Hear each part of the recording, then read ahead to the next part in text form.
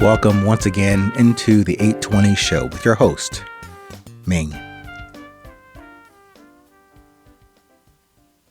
I thank you so much for you being the first listener today or a returning listener to the 820 podcast. I only hope and seek to share with you not really words of wisdom. They are just observations, and my intention is to communicate to you as clearly as I can this subject called resilience. The topic today has been named Don't Do It. I'll get to where that came from, but just for a little bit of context, I had the pleasure and the honor of spending some time with my aunt and uncle, Uncle Ollie and Aunt Kate. Actually, I'm sorry, it was Aunt Kate. Now it's Tia Catalina. We enjoyed visiting some of the wonders of New Mexico a few weeks ago. And I relish in those moments with my family elders, for me to be able to sit and talk with them and listen to them, and hopefully for me to listen and then put into my memory banks or my observation capabilities to then take their words and their ideas and their experiences into something I can take into my life. So yes, Miss Kate, you still qualify for that distinction as Aunt Kate and Tia Catalina. Now, going back to my visit with Uncle Ollie and Miss Tia Catalina, we had time to spend together and just had an easy flowing conversation over a few days. And we did that despite the trauma and the drama occurring mostly in and around us and in this world. And we we had the opportunity to even observe or take a perspective on even the drama and trauma within the family sphere. Now, not despite that, but even during all that, global and local things happening in this world, we were able to enjoy each other's company without much in terms of distraction or disappointment. We had so many high points and highlights in scenery, sound, food, drink, but also we enjoyed peace. Just moments of peace together. So while my visit with Aunt Kate and Uncle Ollie only lasted for a few short days, those days are all full of simple magic and vision on the present moment we had together.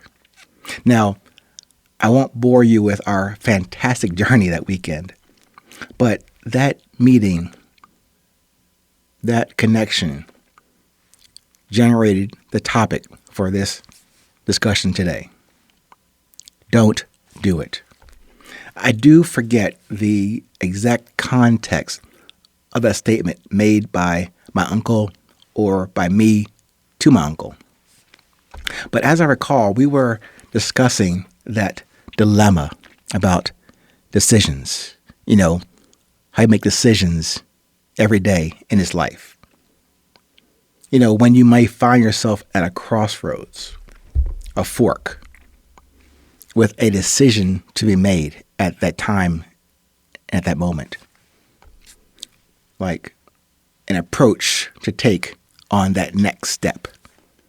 Now, I don't recall Uncle Ollie and myself developing an answer or the answer in that intersection of issues. Maybe it came down to the indecision factor of, or how you feel what you're doing in that moment. And somehow we came up with, don't do it. Meaning, if you're at a crossroads or a confusion juncture in that journey, maybe you're not fully committed to the decision you have to make. If that's true for you, maybe don't do it. But how about this? The other side of that coin has the same answer. If you are committed mentally to something you know and feel, something you feel and know as not correct or helpful or positive and yes and love within and outside of you, then don't do it. Isn't that kind of funny? How the same answer applies across the spectrum. Don't do it.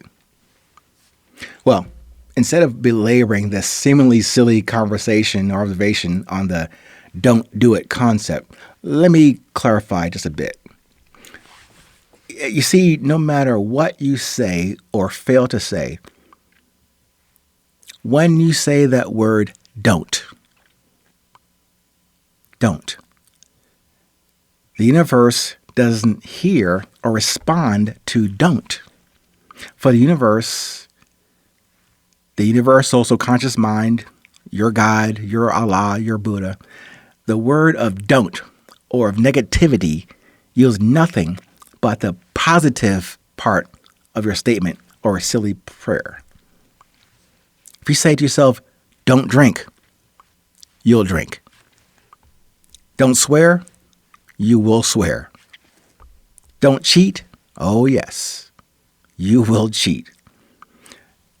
Drink, swear, and cheat yourself of realizing your true nature and your essence of love, yes, and positive. So cut through the unnecessary chase of you and what's already within you. Maybe that's why back in the day, that Nike saying came into vogue and still relevant today. Just do it. It made and makes sense now to me. Instead of confusing and conflicting yourself, producing a conflict with your heart and your mind and the things you do or think about doing, just set your mind at ease. Refer and counsel with your heart, its essence, with the one who made it start to vibrate. Do it. And never say don't anymore. I think Nike had it and has it right. You just do it. I would say with one caveat. Run that decision at that fork or at the intersection through the metric of your personal infrastructure, meaning through the sieve of your desire, your discipline, your drive, your beauty, and your presence. That leads you fully and committed to your resilience. Stay present. Stay current. No matter where you are in this world, please remember, it is always 8:20.